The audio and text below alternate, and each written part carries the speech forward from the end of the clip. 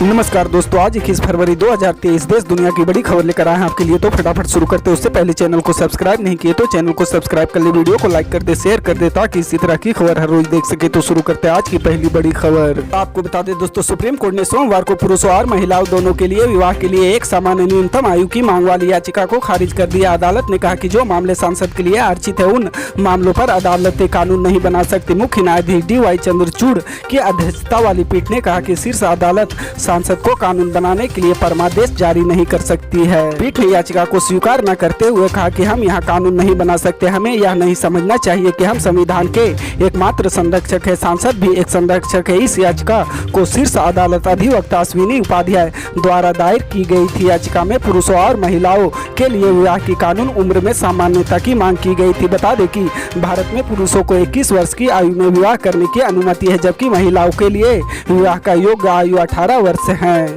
सच हर कदम आपके साथ।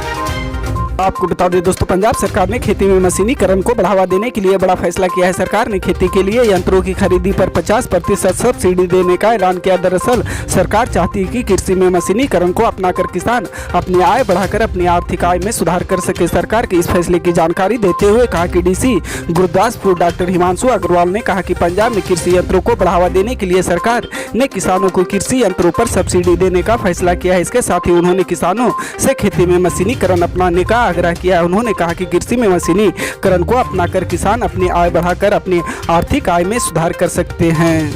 सच हर कदम आपके साथ। आपको बता दें दोस्तों, छत्तीसगढ़ की भूपेश सरकार ने प्रदेश के कर्मचारियों के लिए पुरानी पेंशन योजना फिर से बहाल कर दी है, लेकिन फिर भी शिक्षा विभाग के कर्मचारी खुश नहीं है और उन्होंने एक बार फिर सरकार के खिलाफ मोर्चा खोल दिया है। प्रदेश भर के शिक्षक आज हड़ताल पर और वो जिला मुख्यालय में ही अपनी मांगों को लेकर प्रदर्शन कर रहे हैं। बता दें कि 1 मार्च से पूरे प्रदेश में 10वीं 12वीं बोर्ड की परीक्षाएं शुरू होने वाली है और इसी समय में शिक्षकों का हड़ताल पर चले जाना शिक्षा विभाग के लिए मुसीबत खड़ी कर सकता है। शिक्षकों की हड़ताल अलग से आगे बढ़ती है तो बोर्ड परीक्षाओं पर इसका असर देखने को मिल सकता है। सच हर कदम आपके साथ। आपको बता दें दोस्तों, दिल्ली सरकार के परिवहन विभाग ने पब्लिक नोटिस जारी कर दिल्ली में प्राइवेट बाइक टैक्सी के कमर्शियल इस्तेमाल पर रोक लगा दी। नोटिस में कहा गया है कि पाबंदी के बाद भी बाइक टैक्सी चलाने वालों के चालान काटे जाएंगे। पहली बार में 5,000 रुपये का चालान और दूसरी बार में जेल भेजने का प्रावधान और 10,000 रुपये का चालान काटने के साथ साथ बाइक को जब्त किया जाएगा। इसके अलावा बाइकर का लाइसेंस भी रद्द किया जा सकता है। इस सर्विस से जुड़े तमाम एग्रीगेटर्स को भी चेतावनी दी गई है कि अगर उन्होंने अपने प्लेटफार्म पर बुकिंग जारी रखी है तो उनके खिलाफ भी मोटर व्हीकल एक्ट के तहत कार्रवाई की जाएगी। दिल्ली सरकार के परिवहन विभाग की तरफ से जारी नोटिस में कहा गया है कि बाइक पर यात्रियों को ढोना मोटर व्हीकल एक्ट का उल्लंघन है। नोटिस में कहा गया है कि मोटर वाहन अधिनियम 1988 की धारा 192 के तहत 2 पहिया वाहनों पर यात्रियों को ढोना दंडनीय है। सच हर कदम आपके साथ। आपको बता दें दोस्तों, रूस और यूक्रेन युद्ध को 1 साल पूरे होने को है। जमीन पर स्थिति अभी भी विस्फोटक बनी हुई है। इस बीच अमेरिका के राष्ट्रपति जो बाइडेन क्यों पहुंच गए हैं? वे राष्ट्रपति जेलेंस्की से मुलाकात करने जा रहे हैं। अब मुलाकातें तो पहले भी हो चुकी है, लेकिन यह पहली बार है जब राष्ट्रपति जो बाइडेन राजधानी क्यों पहुंचे। उनका वहां पहुंचना मायने रखता है। कई तरह के कयास लगाए जा रहे हैं। राष्ट्रपति जो बाइडेन की ये एक सरप्राइज विजिट मानी जा रही है, क्योंकि इससे पहले इस दौरे को लेकर कोई आधिकारिक बयान जारी नहीं किया गया था। अब जब बाइडेन क्यों पहुंच गए हैं, यूक्रेन के नए सिरे से मदद की जाएगी। एक जारी बयान में राष्ट्रपति जो बाइडेन ने इस बात का ऐलान भी कर दिया है। जोर देकर कहा गया है कि अमेरिका लगातार यूक्रेन के समर्थन में खड़ा है और उसे हर तरह की सहायता दी जाएगी। जेलेंस्की ने भी अमेरिकी राष्ट्रपति के इस दौरे पर खुशी जाहिर की है। उन्होंने जोर देकर कहा कि ये यूक्रेन के लिए अमेरिका का खुला समर्थन है। सच हर कदम आपके साथ।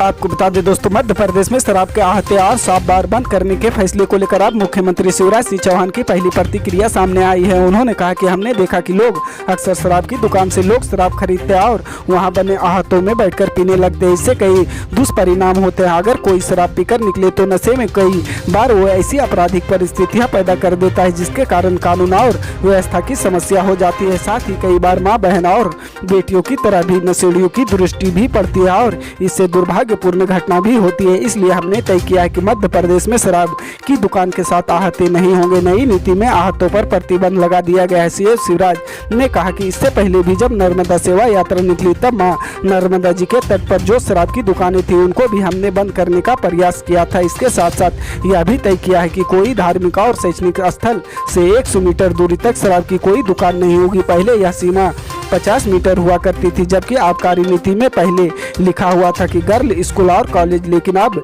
किसी भी स्कूल कॉलेज के पास शराब दुकान नहीं होगी। सच हर कदम आपके साथ।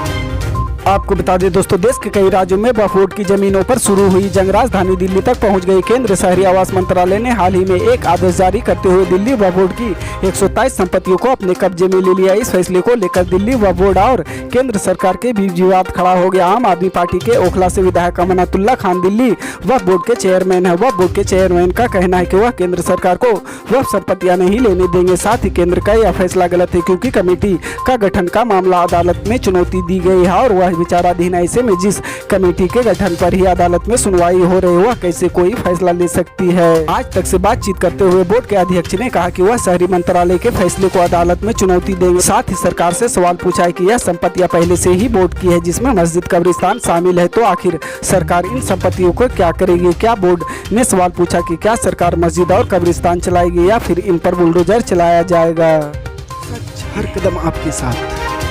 इसी तरह की पल पल की अपडेट जानने के लिए जुड़े रहें हमारे स्टार न्यूज के साथ। मिलते हैं अगली बड़ी खबर में, तब तक के लिए जय हिंद।